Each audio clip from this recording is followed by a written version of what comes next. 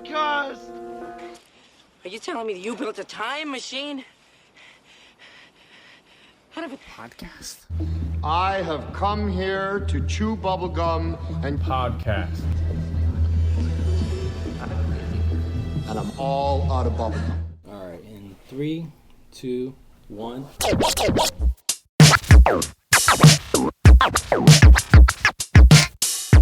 Hey everyone, and welcome to Get to the Podcast. That's Get to the Podcast with the number 2. I'm Tiago D'Souza. I'm Nick Gambino. And I'm Neil Carson. And Nick, we got a special guest today. We do. I am stupid psyched. I'm really excited about our guest today. Let's go over a little bit about his career. He's had an acting career that spans over 30 years, working with the likes of George Clooney, Brad Pitt, Tom Cruise, Robert Altman, Oliver Stone, and on and on.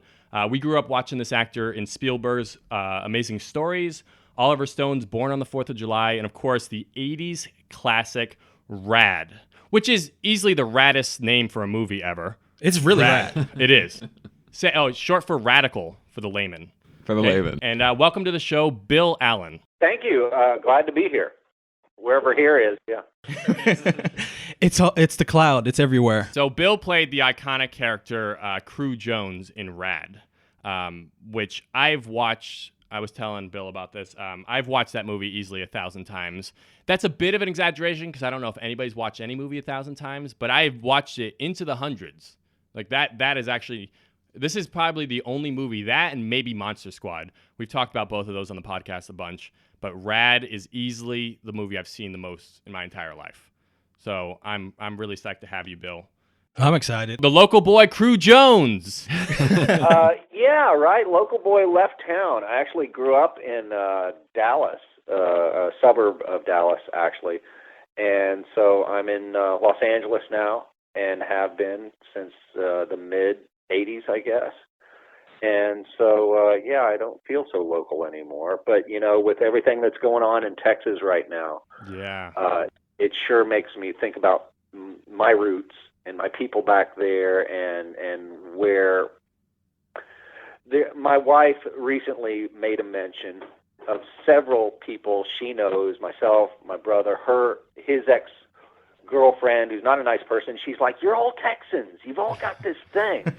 Good, bad, or indifferent, Texans have this, I don't know if it's a chip on your shoulder or it's just an attitude. Right. And so I gotta pay homage to that part of me that got me out of Texas, that gave me the grit to say I can do this beyond all good advice or you know, against the longest odds. I decided, okay, California is the place for me to be, and I'm going to go be a movie star. What a ridiculous premise. Right. And yet, you know, it was that Texan, Oklahoma kind of red dirt in my veins that kind of gave me the attitude, and you can't separate the two. So, again, to my Texas friends out there, you know, we love you, and we'll get through this. Absolutely. So real quick, because Texans are like, you guys are like one of the hardest working states in America. You guys like work really hard. How much rumble did you get when people heard that you wanted to move to LA and become an actor?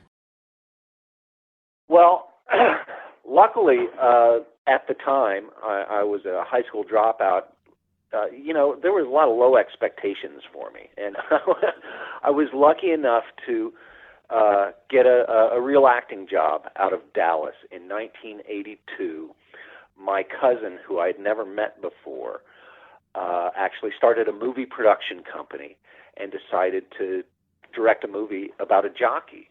And I happen to have that look. You know, much of movies and TV is just the way you look. Right. So I was a skinny little teenager and looked the part on a horse. And so eventually my cousin got, you know, like $10 million to produce and direct this movie out of Lexington, Kentucky, which is horse country, obviously. And so when I was a teenager, I got the lead role in what I considered to be a major motion picture, and it was starring myself and Jose Ferrer, who was an Oscar winner at the time, Tab Hunter, who was an old movie star, and Miguel Ferrer, who just passed away rest in a peace, yeah. month or two. We became very good friends, and Miguel called his cousin George up in Cincinnati. George had just gotten out of business school. He came down and became part of the movie. He was cast in the movie, and we kind of formed a clique. And George happened to be George Clooney. Jeez. Nobody knew he was George Clooney at the time. He was just Miguel's cousin. This is like And 10 so years that- before ER, even. This is 10 to 15 years. Oh before yeah, even- dude. This yeah. is way before. This is when the Earth was cooling. This Yeah. is 1982. This is before And bat so- nipples, right?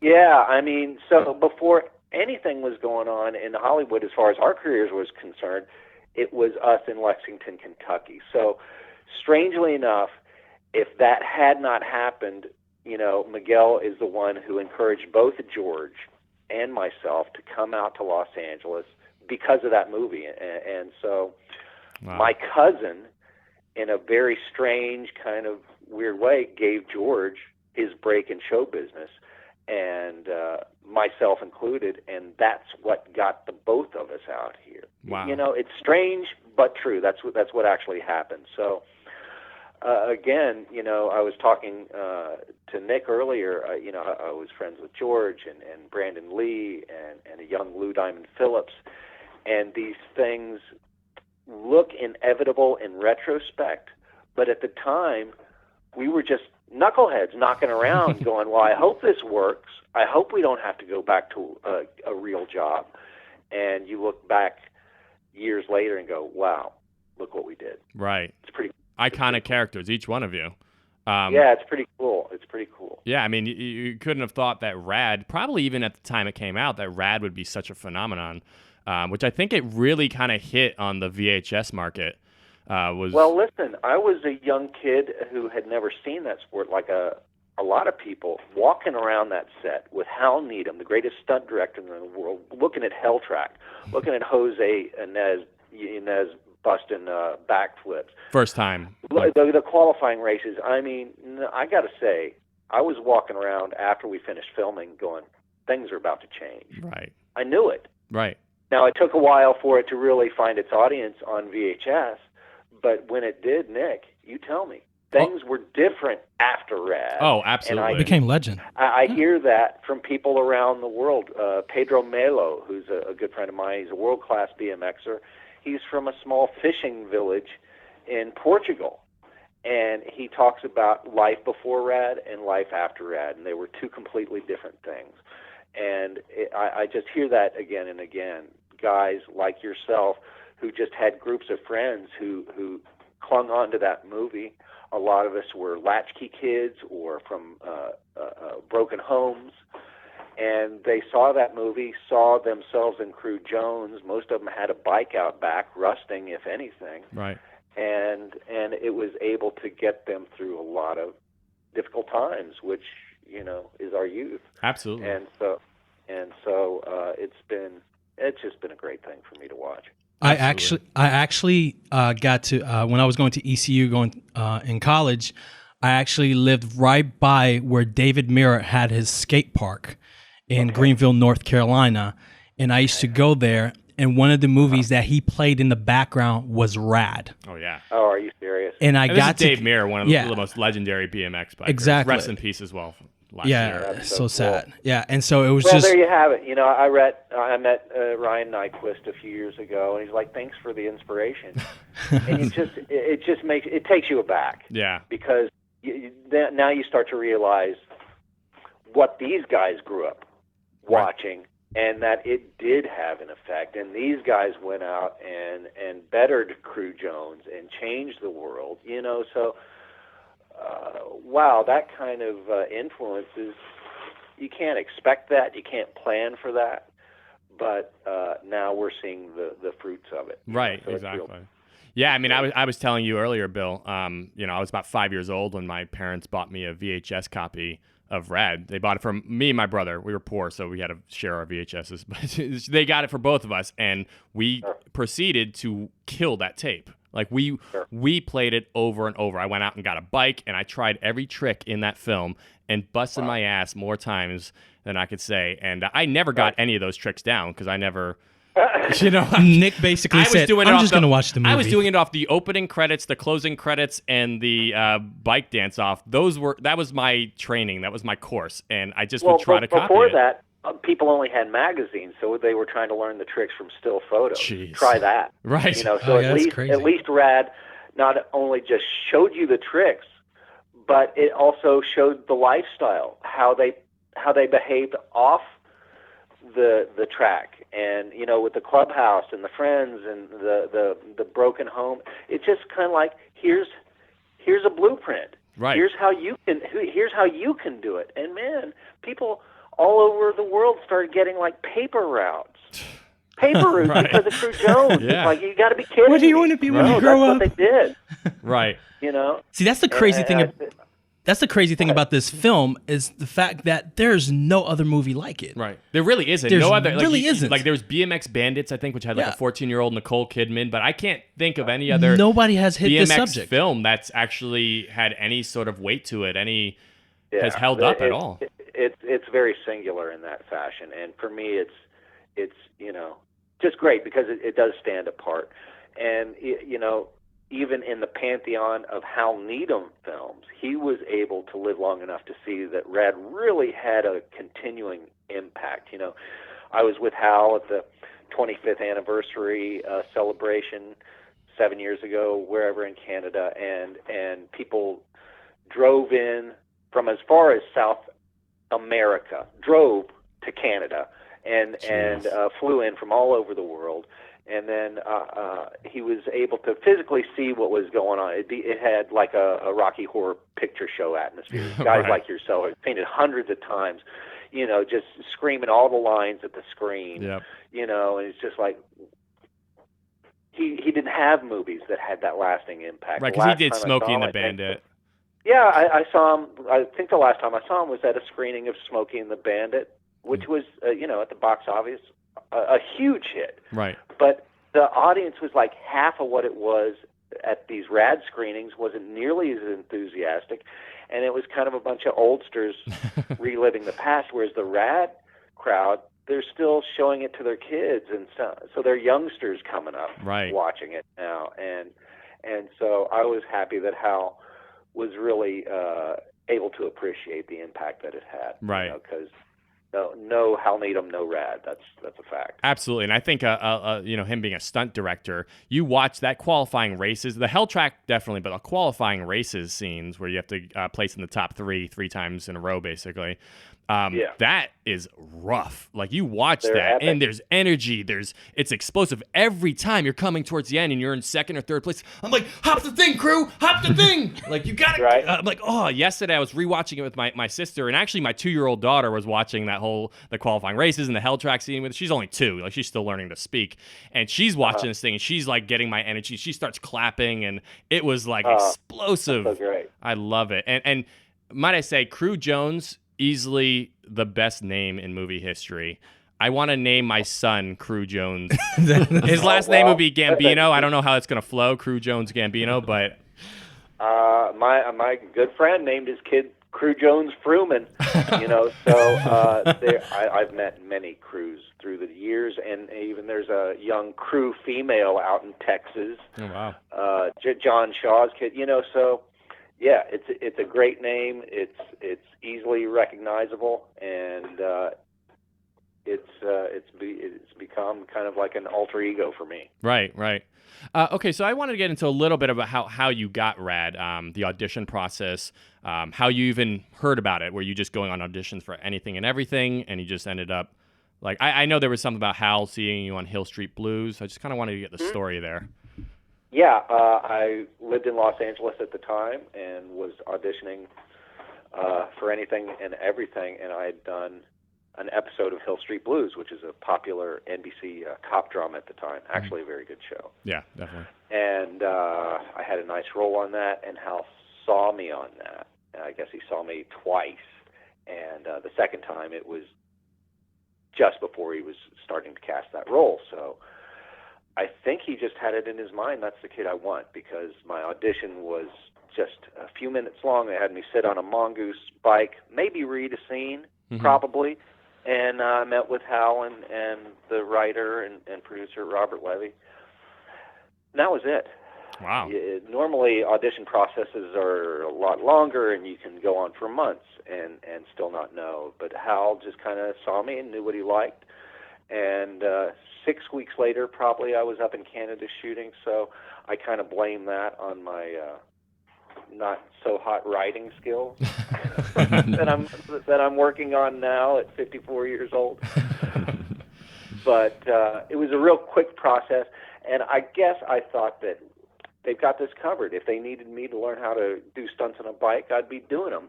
But frankly, we had the best stunt riders in the world, and the hockey helmet helped a lot. Right? To protect your head. To cover you. Yeah. Sorry? To cover your face so that people couldn't see it wasn't well, you on to the cover board. Jose's face, because not only was he doesn't really look like me, but he refused to shave. He had a big mustache, handlebar mustache, and they're like, Jose, would you mind shaving? He's like, yeah, actually, I would. So I know, it's crazy to think about. Yeah. So yeah, they got him that big stupid hockey helmet, and it actually became great because it almost became iconic, and he was too broke to buy a real helmet, so they got that big stupid hockey helmet that covered everything. So yeah, when I put that hockey helmet on, all of a sudden I can ride a bike. It's great. Right. Now, did you tell me you did like you popped a wheelie once in that film? Tell me you hopped a curb, something like I nearly cracked my skull wide open when I hit the wrong brake. So, in that way I kind of joined the ranks of the injured. Okay. They said you're in. They did. I know you did go through the fence, the hell track fence, or like with the there you go. Yeah, that was me. Yes, that was me. You. And if you can't look at fake me, that. as soon as I go through the fence, I nearly eat it. So, okay. And you stop short. Yeah, it's just embarrassing to me now because I'm actually like getting skills and studying with Martin. He's teaching me flatland, so those scenes I kind of got to cringe, but man, the illusion worked. At the end of the day, I still get really good bike riders coming up to me going, "Was that you doing the backflip?" I'm like, "Yeah, absolutely." Right. Yeah. Now you did ride up on the garbage truck though. That was you. They didn't. It was a close up though. It was a medium shot. On the garbage truck. If you look at that shot, it's Ed jumping up onto the can, and then they come around to the front, and that's me riding it. And it wasn't that hazardous. I figured the dump truck guy knew what he's doing. What was I thinking? Right. And I survived that. I think that was the worst. The worst part was the ass sliding, I guess, because the water was so frigid. Yeah. And Martin was talking about this yesterday. They had him going down the flue first. Hal came up to him and said, "Listen, I want you to go down the ass sliding flue first, but when you hit the water, come up happy because the water's just melted snow. It was so cold." He's like, "I don't want to freak these actors out, So when you hit the water, come up really happy." And he did, and then they, he turned blue, and they toweled him off in the trailer. Right. So when we got to do the ass sliding, they shot it from two different angles. Okay. So we didn't have to do it more than once. And oh my God, that. Oh, your face when you come out of the water, you can see. Oh, it was because it goes in slow motion. I mean, they got us in wetsuits, which do zero good if you're only in there for a few seconds. Right. It's kind of got to warm up. There was no warming up in that water. Right. So yeah, there are parts of me I still haven't seen since we shot that. Right. But it was cold. That's a good line. But you at least, was it worth it because you got to go ass sliding with Lori Loughlin? Who else can say that? It was all worth it. Yeah. She was awesome, right? Yeah. And so that didn't suck. Little number one, little special number one. Yes. Yeah, dude. She's fantastic. She's classic beauty. Did everybody stutter when they said her name? Yeah. Everybody was like, "Oh yeah, she's awesome." Yeah, Lori Loughlin. Yeah. So I wanted to talk to you about this because I was watching this yesterday with my sister, who grew up watching it too, but she hasn't seen it in several years.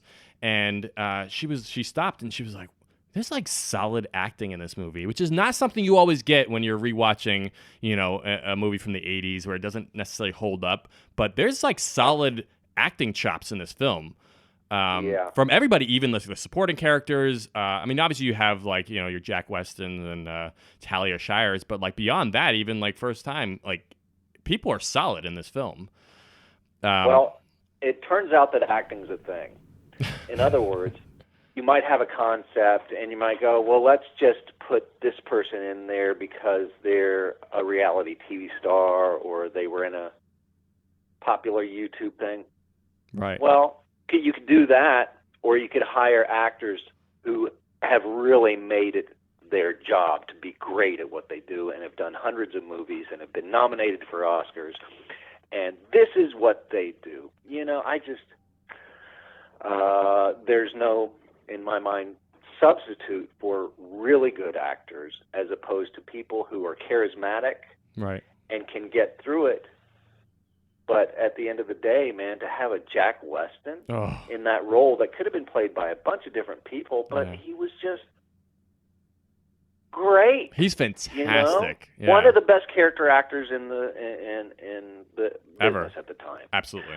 So, you know, him and Alfie Wise, they were able to take these goofy lines and really make something out of it. So that's why you hire good actors, and that's why you go, well, why is he making $250,000? He's nobody. Well, turns out, like I said, acting's a thing. Right, and he is somebody. You generally get what you pay for. Yeah, and I mean, Jack Weston, I mean, he was in Dirty Dancing, Short Circuit, too.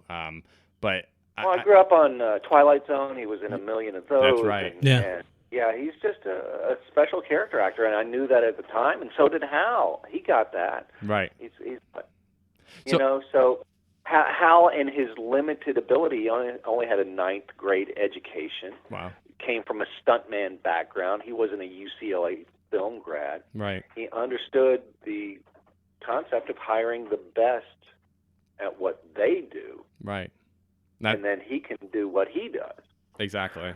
Because sometimes you see that. Which on this film was unique because he was a car guy. He was, an ex-paratrooper guy. He was not a bicycle guy. So he actually had to place a lot of the responsibility on the bicyclists on how to do the stunts, how to make them look good, how to film them. You know, so it was a real learning experience for him too. He was out of his comfort zone. Right. Right. And Talia Shire, how was it working with her? I mean, that's Adrian from Rocky. That's Godfather. Well, it just goes back to what I'm saying. You hire people who are great at what they do, and it makes everything come out with something incredible. You know, I was a young actor at the time, so to get to work with all these professionals, Talia especially, it raises the level of what's going on the set, and I'm a musician also. Right. And if you have really solid musicians behind you, good drummer can keep the beat, you know, you don't have to worry. You just play. Right. You know, so it's really, it's very musician like that in that you're expecting these people to give and take in a rhythm that's easy, and then you don't have to work, and it just flows. Right. Now, her production company was actually behind this movie, right? It was like Talia Films. Her husband actually, was the brains behind Talia Film. Jack Schwartzman, he had also produced a couple of my favorite movies, one being There in the 70s, and Never Say Never Again with Sean Connery back in the James Bond role. The non-canon James Bond film. Yeah. So he had a heavy resume as a producer also. Again, you know, Hal picked the best of the best to get his vision across. Right. Now, this is a little bit before, but do you, in terms of you weren't around for the writing process and, you know, the script being put together, but I don't hear a lot about that with this film, you know, just kind of like the behind the scenes of that, but I don't know. You kind of came on afterwards. Well, I can tell you the genesis of it, and I think I got it wrong in my book. But Hal Needham was at, I think, the Equestrian Center here in Burbank in about 1980. And according to Martin Aparijo, who's one of my stunt guys on the film, he and Woody Itzen were doing a demo in the parking lot, and Hal Needham comes up. And he's like, I can make a movie out of this. So that was it. I mean, the rest is history. You go out and find a writer, who can put it all together, and that's the genesis. And if that hadn't happened, had not happened, had Hal not seen that go on, It may never have been. yeah, it would have never happened. So again, he's kind of the unsung hero of this whole thing. Right. Wow, that's crazy. Okay, so during the stunt scenes, I mean, Jose Yanez nailing the backflip at the end during Hell Track. Where were you during the filming of this? Were you actually watching the stunts? Were you watching Hell Track be Yeah, filmed? I was around for the whole thing, and you go to a skate park nowadays and you'll see kids 12, 13 years old busting a backflip, or even 2 or 360s or whatever. It was not so back in the day. He was the only person on the planet who could do a backflip. Yeah. So it was like the moon launch or Evel Knievel going Snake River. When he did the backflip, we would have to like quiet the set. He'd get down on one knee and I guess talk to Mother Mary. And yeah, it was like, this man is about to go to the moon and he might die. Watch this. Wow. Swear, this was the feeling on the set. Yeah. And he got paid for every time he did it, and it was monumental. You know, now it's not such a big deal, but at the time, nobody At ever the time, seen at the that. time, it was eat your heart out, Hulk Hogan. Like that was Right? just, it was incredible. And it was incredible, and the way that it was woven into the Hell Track climax was just great. People Right. loved it. Yeah, that's awesome. I remember actually, I didn't even realize he was the one when I was a kid. I didn't realize he was the one doing the backflip, but I ended up with this other VHS in the early 90s, Curb Dogs 2. And I don't know if you ever heard of Curb Dogs. I'm sure you've heard of them. But anyways, I ended up with this VHS of it. And in the beginning, it's this whole kind of promo thing of Jose Yanez doing this backflip into like a lake or something like that. And That's how he developed the trick. landing in the lake. I think after Rad, he went on the road with the circus. Wow. Doing that trick. Wow. Yeah. That's awesome. Big deal. Yeah. Big deal. You know, it's like Roger Bannister breaking the 4-minute mile. It's like, oh, we can actually do this. Right. And now, you know, email friend of mine, Jed Milton, holds the record for 4 backflips. Wow. For Jesus. It's come a long way. Yeah, go to iTunes and check out Revolution Day, and you'll see him and James Foster go head to head to see who's going to be the first one to bust a 4 backflips at once. Wow. So yeah, we're really just at the beginning, right? Yeah. So here we are 30 years later after Rad, 32 years later, and now we got guys out there doing 4 backflips. What's next? What's going to happen in 10 years? You guys watch the same YouTube and Facebook videos I do with these mountain bikers and these guys just doing superhuman things. Yeah, it's crazy out there. Yeah, it's So gotten nuts. we're at the dawn of a new era. These are athletes that are a lot of times lone wolves out there doing it by themselves and learning these tricks on their own.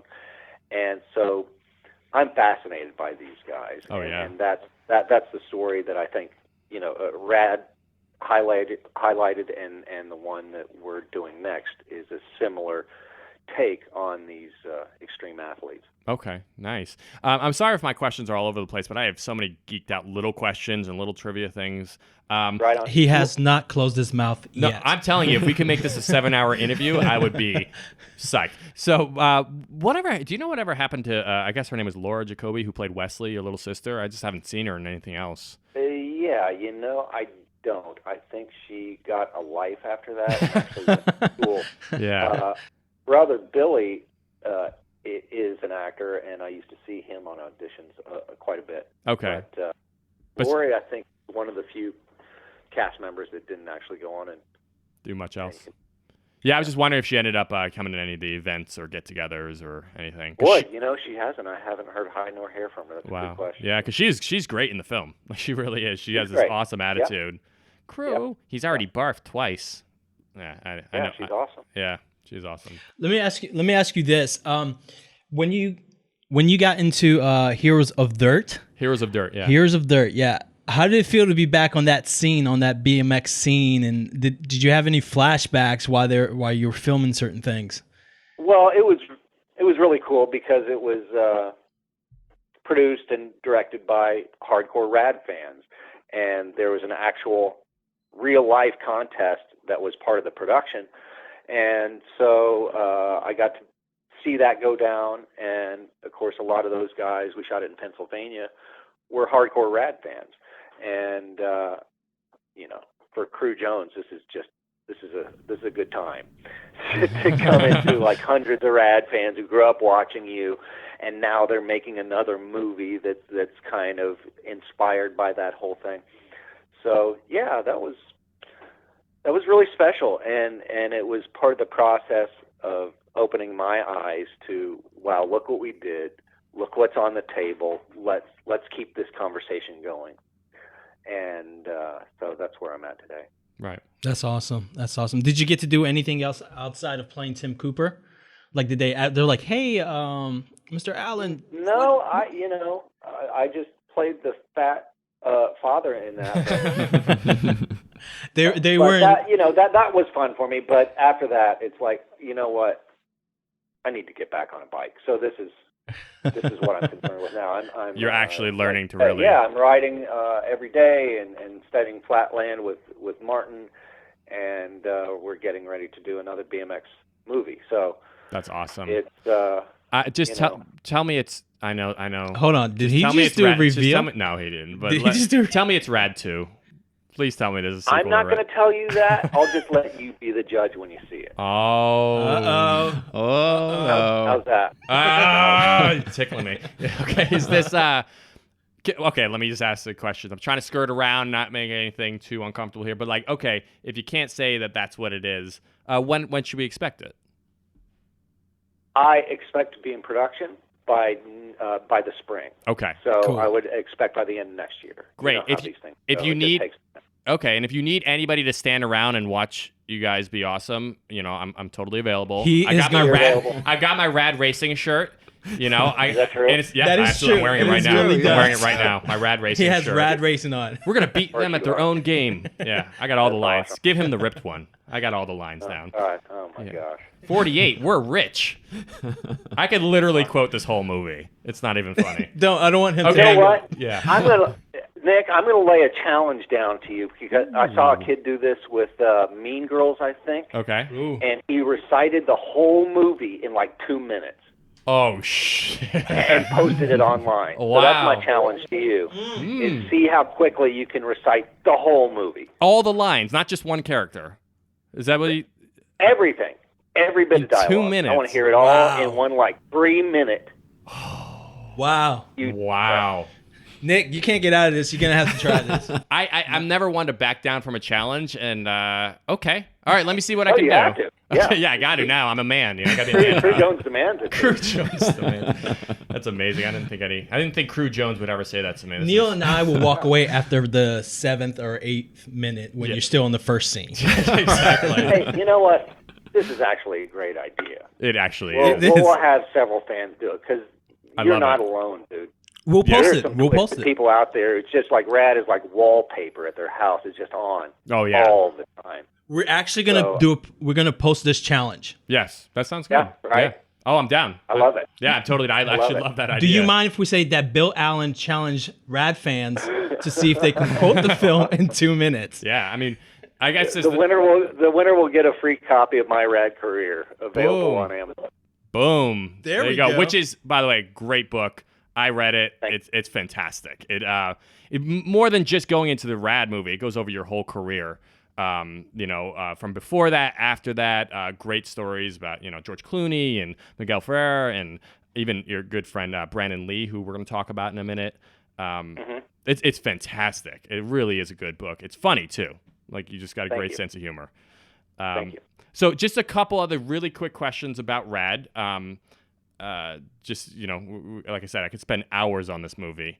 But I wanted to ask you, when did you find out? So the original title of this movie, from what I hear, was Balls Out, which is actually said at one point by the cop where he goes, "Crew, you can do it. Just pretend you're in the lumberyard. Go balls out." And that was the name of it, right? Balls Out? Did You you? got me.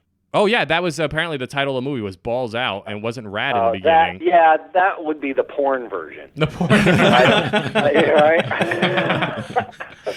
Right. I can't see that ever actually happening, but Yeah. I think that's a Crew great Jones idea. rides more than In a fact, bike. Yeah. Nick is I think confused with that's my second XXX. challenge to you, Nick, is make the porn version and call it Balls Out. Oh man. He's confused with Well, the movie XXX. Yeah, Balls Out. No, it's the porn parody. Yeah, Do Jones, not Crew Jones. So, well, this is what I hear, that it was originally called Balls Out. So, but when you got involved in it, was it called Rad by then, or? It's called Rad. Okay, because I was hoping you were going to say no. I was making a movie the whole time, and I thought it was called Balls Out until after. Well, in my mind, yeah, I had a whole different movie going on starring Lori Loughlin, and that was called Balls Out. Oh man. Oh, heck. Okay, well, That's great. Neil wanted to actually ask you a Yeah. question because he fell in love with this particular scene in the movie. Yeah, so I had never seen the movie before, and Nick showed it to me. Yeah, like I got 6 a whole months bunch ago. of friends together, and we did a Wow, Rad okay. screening. Well, what was your impression?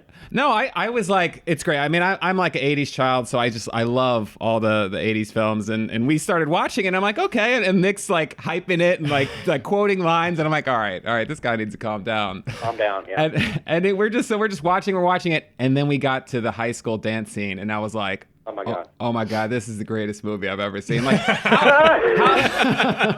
I've never seen anything like that in my life. I'm like, bike dance yeah, off. how did that come about? Like, what was that like to shoot that scene? Well, for me, it was horrific because I was coming off of a case of food poisoning from bad KFC. Oh, wow. So if you see the distress on my face, it's real because there's something about to come out. But I think the inspiration was all the 80s dance movies at the time, Flashdance, Yeah. The break-in movies, Mm-hmm. and Footloose. There seemed to be just like these obligatory dance scenes in that. So that's the inspiration from it. Yeah. I mean, if you break it down shot by shot, there's just so many things that just could not actually be happening, Right. like me balancing on a bike, for one. So there was a lot of dolly work, a lot of bikes were fixed to dollies, what have you, and Yeah, which you could And, see. but then- you could see that. Yeah. then again, there was some great athletics, like when Martin jumps up on the balance beam and does the squeaker, on Yeah. his That front was wheel crazy. going backwards. That's actually a practical gag that they made up on the spot. Wow. Oh, wow. But that scene has been recreated in movies and TV and people's weddings. Right. And Send me an angel. just- Send me exactly. Yeah, I used to yeah, imitate I mean, that there's- without a bike. There's nothing like that in movie history. I think. Yeah. Yeah, there's a video that a band called Harmar Superstar did with Juliette Lewis, and they spoofed that whole dance sequence. What? Wow. The whole "Send Me an Angel." That's great. Uh-huh. It's a fun scene. Yes, it's kind of a little bit. You watch it now, it's definitely 80s, but it's fun. It's fun to watch. I guess the only Okay, thing. well, here's some trivia you'll be excited about. Yeah. They didn't use "Send Me an Angel" when we were originally What? filming that sequence. They had to use a different song. We didn't know what song we were going to actually use, and that song was, I remember to this day, "White Wedding." Oh, wow. That's Billy what Idol. everybody's actually, Billy Idol. yeah, that's what everybody's actually dancing to. No when way. watching the film, and then they laid in "Send Me an Angel" later. Oh, That's a piece crazy. of trivia I never heard. I don't think they could afford the licensing for "White Wedding." Oh yeah, Oh, that was yeah. Billy Idol. John Yeah. Farnham stuff and Yeah. dude. Which by the way, blows away Right? Billy Idol. In my opinion, that John Farnham's out, Thunder Well, in Your I'm just saying, Heart, it Break the Ice. kind of made that movie. The soundtrack was so much a part of it. Yeah, Yeah. it really is incredible. Like my wife, who's not like a diehard Rad fan like me, but she likes the movie, loves the soundtrack. Like she that she right? kids me whenever I put it on. She's like, "Are you kidding, Rad again?" But she just starts belting it out with me. Thunder in Your Heart. Like we just get into it, and I dance with my daughter, my 2-year-old daughter, with it. I love that soundtrack. It's on iTunes now. They actually put it on iTunes. It is. Yeah, Rad doesn't have an official DVD release, but fucking the soundtrack. Do you is know on why? iTunes. Do you know why it does not have an official DVD release? That's horrible. Yeah, because it's TriStar. It wasn't like just some, I don't know. I have no idea. I No, have no I was idea asking. Oh, you're asking Bill. I wasn't. I was asking Bill. Are you asking me? Oh, I guess I'm asking you. Nick He's asking decided me, to and I'm like, answer. I don't know, dude. I'm not the official RAD representative. No, do you? I was asking you, Bill. Do you actually know why there's not an official DVD release? Why there's only a VHS release for it? I actually do. Oh, you do? Oh. Ooh. Oh, wow. I need to know this. Yeah. Yeah. It got really it got really solemn all of a sudden. Go ahead. I'm listening. It's depressing, and yet it's been part of the whole RAD mystique. It's like, how do I find this movie? You know, it's kind of like the Holy Grail. It for almost the helps. fans. It almost helps. I wish it weren't so, because it's kind of opened the door for lots of piracy. But that's just the way it is. That's just the way it is, guys. I wish it were not so. Right. But if you want the movie, you can find the movie, obviously, through bootleg means. That's unfortunately how I have it on DVD, but like, there was no other way. That's how everybody I had the has it. VHS, Like, you but I was got a like, how do you VHS watch player, it? Yeah. You know, Exactly. It's unfortunate. or a Laserdisc player. It was out on. Was it on Wait. Laserdisc? Oh wow. I It missed was, yeah. And there's an actual vinyl soundtrack. that. What? You know, LP. You know, so there's a couple of cool merchandising things that RAD fans can have, but they come up very rarely. And if you can find a mint still in the cellophane VHS copy, I've seen them go for north of $1,000. Wow. Wow. So the people who love this movie really love This movie. Yeah. They're diehard fans or RAD fans. Yeah. But do you know why? Like, what's the politics behind why it hasn't gotten released on DVD? You know, the people in Texas really need our help, guys. So if you could contact Red Cross and donate, that would be a better subject. Oh, okay. All right. So we won't get into that. We'll keep this light and fun then in terms of. Thank you. Yes, no problem whatsoever. But it is. I mean, I love the movie, so you know, hopefully at some point that will, you know, drop on a better means.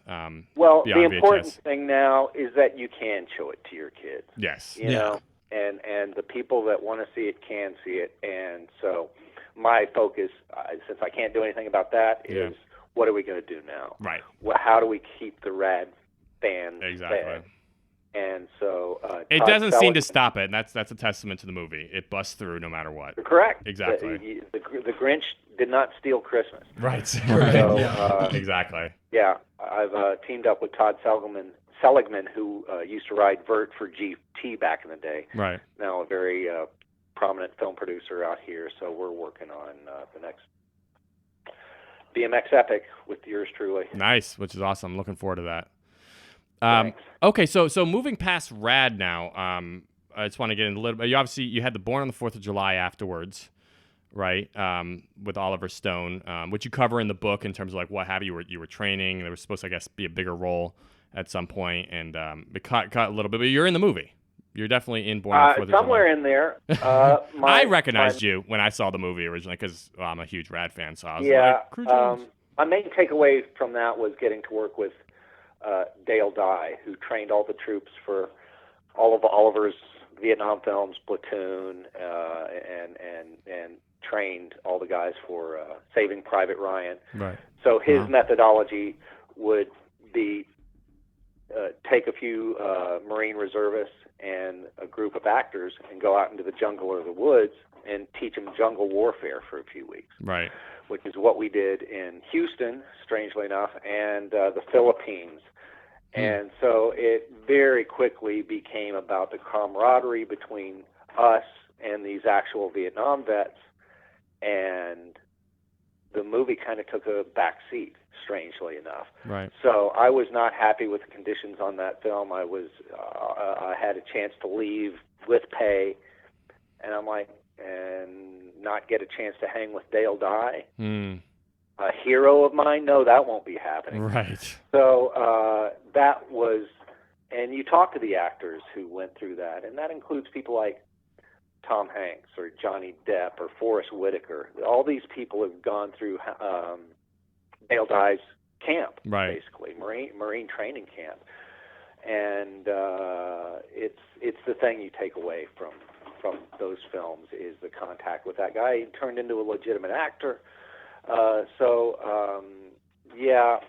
You tend to not really be concerned with how the film did. As actors, you're concerned with what happens during the production, and I got to spend weeks in Marine training with actual Marines. Wow. So I got a taste of the military that you can only do when you when join. you sign up. Right. Yeah. So as close as I needed to get, and I got that out of my system.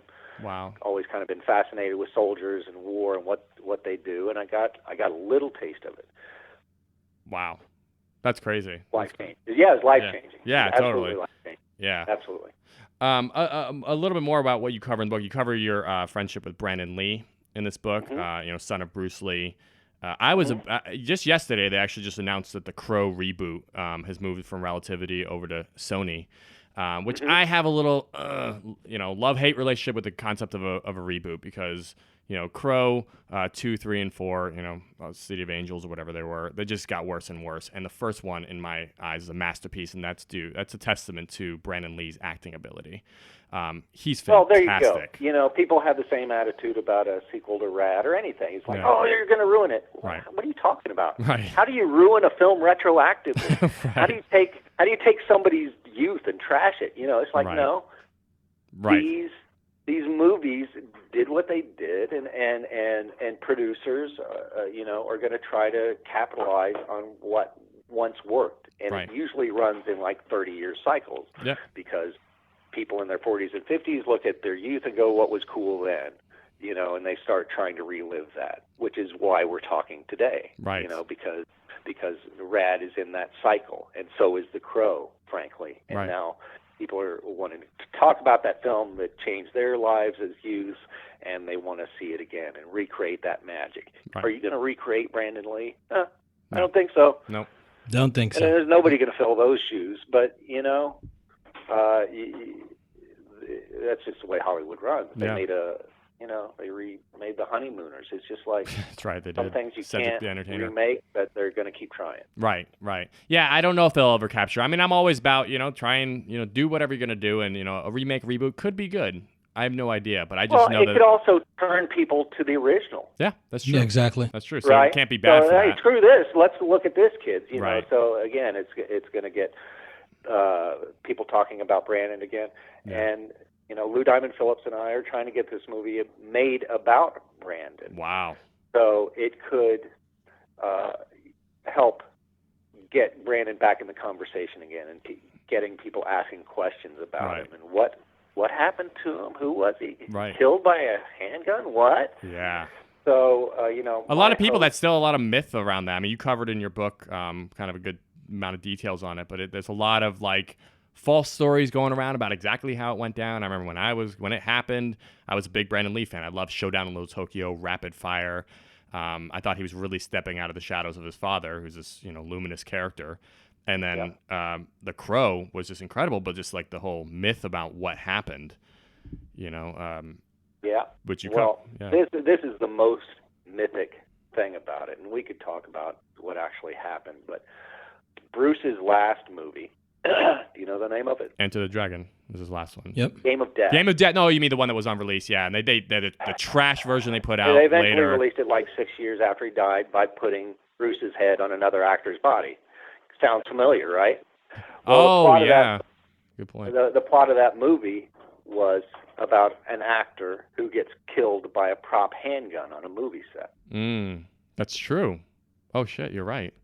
That's shit. Yeah, that's Oh, right. shit. Yeah. Yeah. That's So interesting. ruminate on that for a while. Yeah. That's what happened to Brandon 20 years later. And so there was, in a Barton Fink kind of synchronistic fashion, Brandon closed that loop in a mythological way, in a way that I went, oh, this is bigger than me. Right. There's a synchronistic thing going on here that I don't understand, that I'm just going to have to accept, and here's the proof.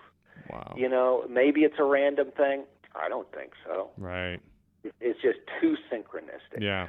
Now, when Brandon's favorite poem, and he was a poetic soul, was The Raven by Edgar Allan Poe. He knew it by heart, and I saw him recite it by heart. And when he got The Crow, there it is. Right. Which is The Raven. The Raven, The Crow, yeah. And he throws me the script and says, "Slim, this is great. They kill me in this one." What? That's what he said to me. Wow. And so he was talking about, oh, they kill the hero in this, and isn't that cool? But that's what he said to me. And so there were kind of signposts along the way that none of us could discern or pay attention to at the time. You look back in retrospect, like the Game of Death plot, and you go, well, I guess it was meant to be. Right. Because he was certainly one of those personalities where when you met him, you go, well, he's probably not going to be around for long. Right. He just burns too bright and does too much crazy shit. The irony was that he died on a movie set surrounded by people paid to protect him, Right. and yet he died anyway. Right. So That's crazy. Yeah, and there is this something, like the universe kicking, something beyond just the material that kicks past the physical. And listen, people were at fault. Right. People were criminally negligent. Right. A arms expert was let go a week early to save a few $1,000s. Wow. So that's kind of the details. And is there blame to lay? Yeah. Yes, Right. there is. Right. But nonetheless, there's a whole bigger picture going on where you go, okay, I can sleep at night because there seems to be some sort of synchronicity in his life and the brief time he was here. And my gosh, Right. how lucky was I to be a part of that, or, Absolutely. to see that up close. Absolutely. Yeah, you come to peace with it with that. I mean, that is. I mean, just the fact that you were able to spend so much time with him and have such an intimate relationship where we just know him from his movies, but you knew him as a guy you hung around with and you had deep conversations with. That's incredible. Yeah, pretty lucky. Yeah. Lucky. And again, the book My Rad Career covers that in detail, including an encounter a few years later with the actor who unfortunately pulled the trigger on that scene. Well, yeah, and he just passed maybe a year ago, I think. or this year, something not that long ago, and another victim. Yeah. Another victim. He obviously didn't mean to hurt or kill Brandon, and he obviously never lived that down or was able to get around that. Right. When I met him years later, he's a tortured soul. How do you Get how do you past get that. around it? Yeah. You don't. Right. It defines who you are. It defines your life. It's an image you will never get over. Right. So that's what I had to remind myself before I met him. Right. Is like, this guy's a victim too. Right. Understood. Yeah, totally. And again, in the book, I love how you cover just like how you got through it. Some of the things you're sharing with us now and just like the things you went through to kind of come to peace with it and lay that to rest in a sense. It really is a good book. I mean, you cover so many different emotions in it, from the tragic to the repairing tragedy, the funny, with the Danger Boys with George Clooney, and there's so much in this book that's really incredible. So I know that book came out a year or two ago. Mm-hmm. My Rad Career. What other projects do you have going now? Like, you've Well, mentioned. in the writing world, I'm planning another book. I don't know if I'll do it, but it's in the planning stages. And like I said earlier, Todd Seligman and myself are now committed to doing the next BMX Right. epic. I'm calling it Rad 2. I'm calling it Rad 2. So this has been in development for a long time, and we've got the right producers on board. It's been a team-building exercise. But I can tell you, talking to guys like yourself, and I do on an almost daily basis, Right. gives me the strength to do this. Right. And makes me go, people really care about this, and it really changed them, and it was really a part of the fabric of their lives. And if they can do a remake of everything else in the world, we can give Rad fans some red meat. Right. So that's kind of where my head's been at, and we're making massive progress, and I'm getting to talk to great fans like yourself all the time. Absolutely. And I'm honored, personally, Bill. Who would have thought as a kid that I'd be talking to Bill Allen, Crew Jones later on? Like, I was like, I could barely sleep last night. Like, it was a surreal kind of like meta thing. I was just like, in my head, I was like, this is nuts. Like, I've watched this movie so many times. Like, I've studied your face. Not to be creepy, but like, I've studied your face. I've Too seen, late for that, everything Nick. about, like, I just know you, like, in that film. And it's just a bit surreal to finally just actually have words where we're exchanging as people. It's strange Well, to me. It's an honor for me. I was talking to Martin yesterday, and we were at an event, and I just said, at one point I found myself on stage with Martin Aparijo, Eddie Fiola, Hal Needham, and myself, and I'm like, how the hell did I get on this Mount Rushmore? Right. What did I do? Right. Because believe me, in my mind, my accomplishments pale in comparison to these guys. Eddie and Martin, that's who the movie was about, was these athletes. Right. I represented them in a fashion and was lucky enough to be the face guy. But, in my deepest thoughts, my feelings are, I'm not worthy.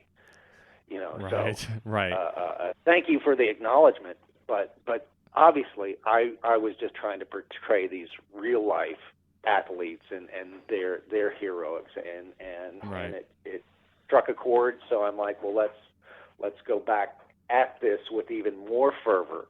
Right. So I'm trying to get some street cred and some actual skills on a bike. I've got my own bike line out now. I meet fans on a daily basis. It's like I wrote the book for the fans. It's just like Yeah. I'm in it all.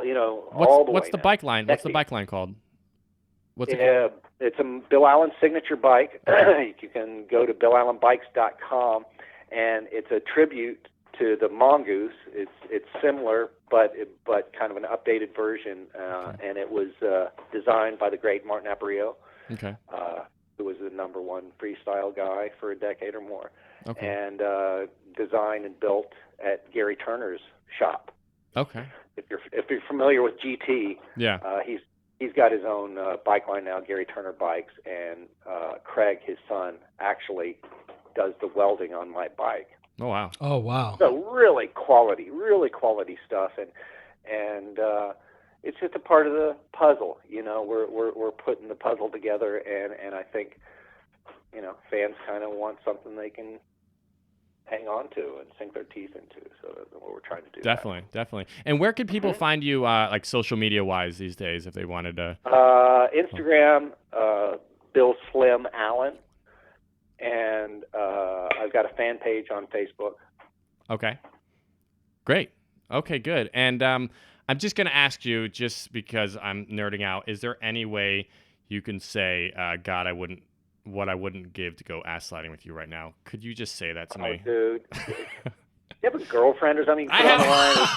Hey, I've been married for 12 years happily, and she won't even say it to me. You don't want to say it to a guy. Okay, I get. Neil's a little effeminate. Let's get back to the Texas thing. Yeah, you're like, let's get off the subject quick. Yeah. Yeah. How about this? I started out as 1 in 1,000. Now it's 1 in 20. I think to give that up would be very self-destructive, Nick. What? That's crazy. I feel like Talia Shire all of a sudden. That's amazing.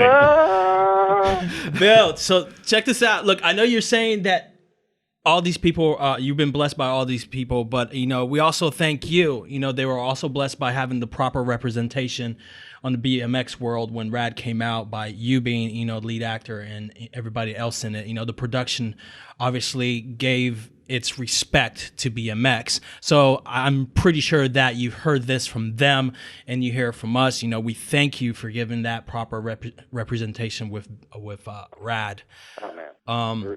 That's deep. Thank you. Yeah, and also, part of why we do this is because we love films. We love being involved in it. We love talking about it. We love everything about it.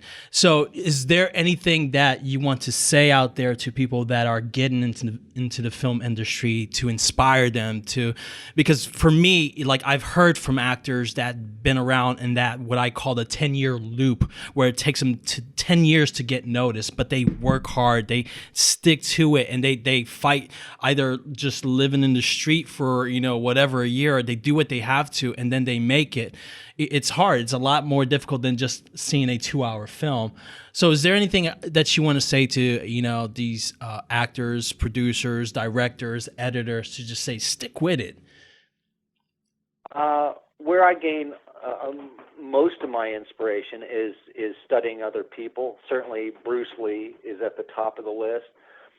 But you can take people like Dwayne Johnson, who I was goofing on earlier, or Kevin Hart, or certain personalities who set their life up in a way where failure is not an option, where they will do whatever it takes to get where they're going. So somebody asked Linda Ronstadt, a great singer from the 60s and 70s, "Oh, I'd do anything to sing like you." And she said, "Would you give 10 hours a day?" Wow. So the thing about success, particularly in show business, is there's no inevitability about it. There's no one person who has the answer, and it's a gamble. And the people who make it are the ones who have that vision. And Brandon taught me a lot about this, that thoughts are things. Thoughts are things. So you can build this city, this emerald city, and just walk towards it. Wow. Yeah. What comes in front of you? Poppy fields, marshes, quicksand. You never stop. And that's what these personalities teach me, is that there was no way they weren't going to succeed, or they'd be dead. There's no other way around it. So that's often the kind of dedication it takes. Some people get off the bus here and get a series immediately and work the rest of their lives, and it's a cakewalk. That's not the path for most of us. And the great works of art that we hold up so high, again, in retrospect, they have an inevitability about it, but the struggle to get there, most people would just walk away from. Yeah. And there's what I was going to say is there's no guarantee, but even if you gave people, okay, if you give 10 hours of your life for the next 8 years, 10 hours a day for the next 8 years, you'll make it. Most people wouldn't do it. Right. Yeah. And the people who will do it with no guarantee, well, now they got a shot. Right. Yeah. Damn. That's my advice. Damn, Bill. Well, you're the truth, man. That's some deep stuff. And just that's what I've learned. These are the people who inspire me. Right. You know? And just last thing, because I know you're a Texan, I just want to make sure that if you know of any organization that you want to tell our viewers about, that they can help anybody out there Hurricane Harvey. with the hurricane. That's an easy one. I'm involved with kidsave.org, and it matches prospective foster kids with or foster kids with prospective parents. Okay. So it's a really great organization. There are 30,000 children in the LA foster care system. People don't know, how big of an issue it is. And so, I would love it if people would check out kidsave.org. Kidsave.org. Okay. Kidsave.org. Yeah. No, Great. we'll hit that out. All right. Well, we want to thank you so much for your time, and thank you for all that you have done in the film industry that inspired us to, And thank do you what for we Crew do. Jones, just And- for me Oh personally. man, it's been a pleasure, and call me anytime, dude. We can work on your obsession, Nick. You'll get me through the therapy of it. I need it. Trust me. You have no idea. Absolutely. Yeah, he's gonna need a couple more security guards. There you go. That has been Bill Allen here at Get to the Podcast with the number 2. We want to thank him for coming in on our podcast, and I'm Tiago D'Souza, I'm Nick Campino. And I'm Neil Carson. and we'll see you next time. See you next time.